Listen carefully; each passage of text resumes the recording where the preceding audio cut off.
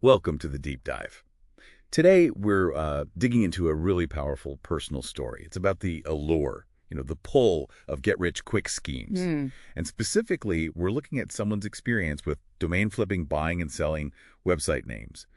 Spoiler alert, it didn't end well. Right. Our mission here, for you listening, is to really unpack this. What are the psychological triggers? What red flags get missed? And what's the actual cost when you're desperate and chasing a miracle? Yeah, and what's really interesting right from the get-go is that this whole thing didn't start with greed. It started with loss. An inheritance, wasn't it? Yes, but it was more than just the money loss. The account mentions shame and ego bruise and that awful feeling of, quiet disappointment from a parent. Oof. Yeah, that hits different than just numbers in a bank account. It's about self-worth. Exactly. It's about dignity, and that feeling, that loss of dignity, seems to be what lit the fuse. So this emotional vulnerability, it created a different kind of drive, a more dangerous ambition. Precisely. It wasn't just, I need to make money. It became this feverish need to get it all back and fast. To fix the first mistake. And maybe prove it wasn't a reflection of who they were, that the initial failure wasn't some deep character flaw. Okay, I see. So that mindset, it makes you vulnerable, makes you easy prey, as the source puts it. Definitely. Because you're not thinking clearly. You're driven by emotion, by that need for redemption. So how does the actual scheme enter the picture then? The shift from maybe sensible investing to looking for a miracle? Well, the account describes moving away from anything slow and steady. Started actively searching, online forums, late-night infomercials, looking for that quick fix. And that's where the domain flipping program came in, promising massive overnight profits. Yeah, and of course there's a figurehead, a charismatic leader figure. Ah, yes, the guru. Let me guess, flashing cash. Testimonials. You got it. Supposedly showing six-figure balances, stories from people who'd supposedly retired in a year, all very slick. And the secret sauce, the secret algorithm. That was the hook, something only he could provide. And naturally, access to this exclusive club came with a steep cost. Okay, but here's the thing. Logically, it sounds too good to be true.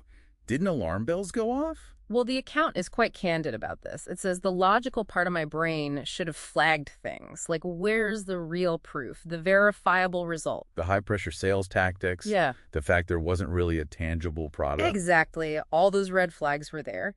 But, and this is key, logic was completely silenced by my wounded pride. Wow. So the money wasn't about building a future anymore. No, it was seen as a weapon to reclaim dignity.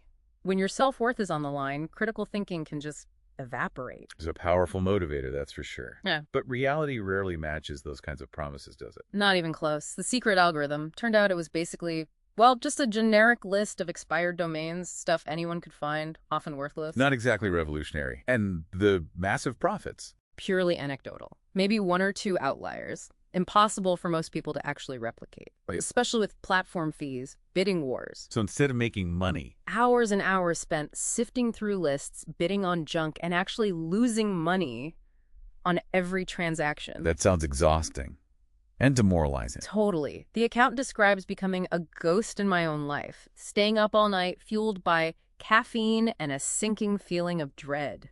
But unable to admit it was failing. Couldn't face it. Couldn't admit they'd been wrong again. So what was the breaking point? The moment the fantasy just shattered? It came down to one specific domain, one they thought was a gold mine. They tried to sell it. Yeah. Got back an insulting joke offer. That was it. The whole thing just collapsed. The guru, the algorithm, the easy money, all a mirage. And the realization must have been brutal, that they'd fallen for an even bigger, more elaborate con. Exactly. And the account stresses this. The money lost, while bad, was secondary to the emotional cost. Right. The first mistake hit the bank account. This one. This was a blow to my soul. Going from feeling naive to feeling utterly foolish, no inheritance left, pride shattered, just feeling completely broken. It's a stark story. Really shows how potent that mix of desperation and wounded pride can be.